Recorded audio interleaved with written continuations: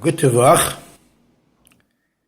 Some of you already heard the story this Friday, but some of you didn't, and because it happened the day of the birthday, my birthday this week, on Monday, I'd like to repeat the story again.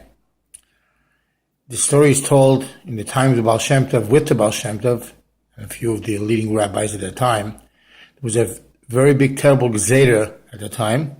They were converting thousands of Yidden to Christianity, and the bishop, the leader of the community, Goyish leader, decided to make an investigation and find out what this is all about, and who's right, who's wrong. And he gathered three of the leading Jewish community leaders. One of them was the Baal Shem Tov.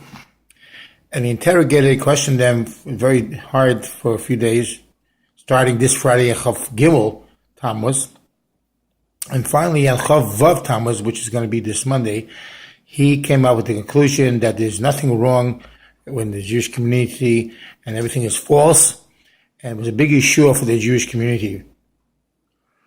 And at that time, the rabbis, the Baal Shem Tov included, decided and wrote down the documented story, and they said that they were designated this day, Chav Vav Tammuz, to be a great Yom Tov for the Jewish community, for them, their children, and anybody who was connected with them, for all generations, for all times. And the Rebbe has, in Igros Kodesh, a document there. Someone asked him, Tafshin Chav, 1960, how come we don't hear much about this Yom Tov, if it was designated by the Baal Shem Tov as being one of the great Yom Tovim for all times? And the Rebbe says that Tov Kuf Yutes, the year it happened, later on, the very same year, the Baal Shem Tov passed away. And just like many of the Jewish Yom Tovim, including there gives example of Hanukkah.